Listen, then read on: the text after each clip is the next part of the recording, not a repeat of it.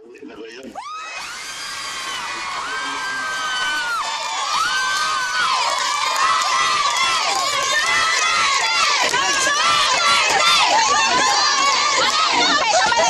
lang po, pagbigyan natin ang pagkakataon magsalita si Mayor. Okay.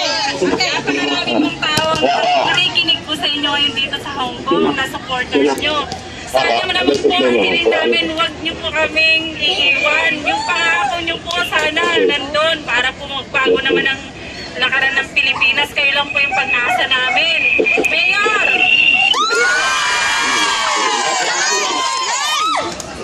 Ang Pilipinas, sigurado yan.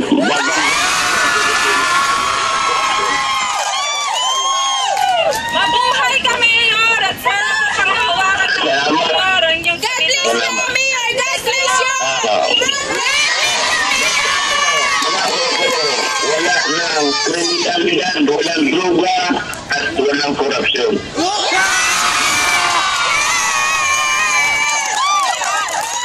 Sana po makarating po kayo uli rito sa Hong Kong at magkaroon po lahat kami ng pagkakataong makita man lang kayo para makita nyo rin po kung gaano madami yung inyo po.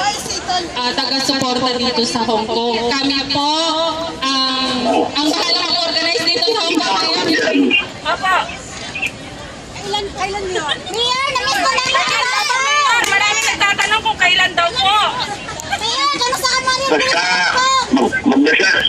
Magdasal na muna tayo sa Diyos at siya na yung bahala sa akin. Pero pag dumating ako diyan, pagka-presidente, inaasahan namin mawala yung kriminalidad, droga at korupsyon. Yun na.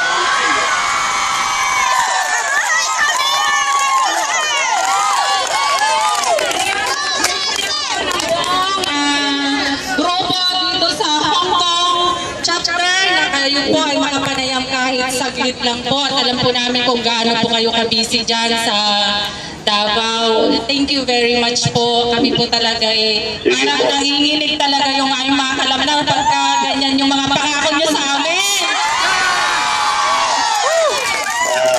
Basta ang gawain ko ang Pilipinas yung ginawa ko sa Davao. Mayor, ano na lang inaantay namin ang pagdedeklara po na kayo po Ako, basta patayin ko lahat kriminal.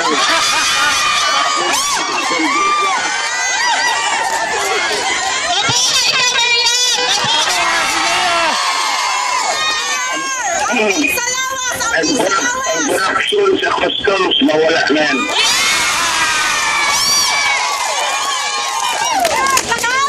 Pasensya na po, Mayor, sa dami po nyo ng supporters na nabibigay na po talaga kayo sa aming mga sigaw rito. Sa katuwaan lang po na... Alam mo, anak ng pangol ng mahirap. Anak na rin po ako ng isang teacher. Mahirap rin po ako. Kaya nga po, Mayor, kayo lang po ang kaisa-isang pagpag-asa ng bansang Pilipinas para maiyahan po kami. Katulad po ng ginawa nyo sa Davao, naniniwala po kami at nagtitiwala sa kakayahan mo, Mayor, na mababago ang Pilipinas ng buong. Katulad po ng Davao, Mayor. Magbabago po. Para ako ang mahirap.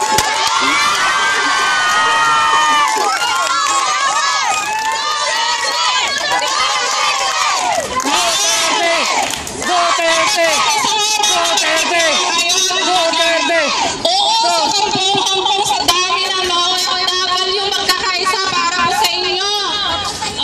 Yun po yung pinaka-antay namin na araw, Mayor. Opo. Sana maawa ko ang Diyos sa atin. Sabi nila, Mayor, gusto rin nilang marinig kung talaga pong tatakbo daw kayo. Para sa akin!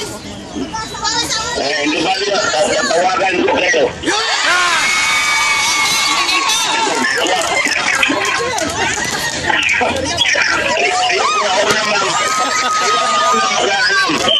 Mayor, sa lahat, ano po, napakarami pong nagdarasal na yung pong kalusugan ay talagang kahit na ganyan po yung edad nyo, kaya para po kayong maging edad 40 para po sa Pilipinas. Salamat po. Salamat po ng marami, Mayor. Meron pa po kayong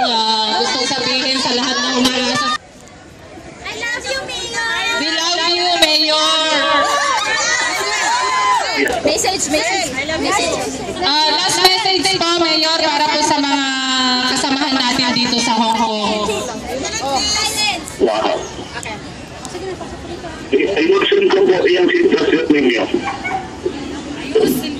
At kung maganda ang labas ng ating ekonomiya, umuwi na kayo.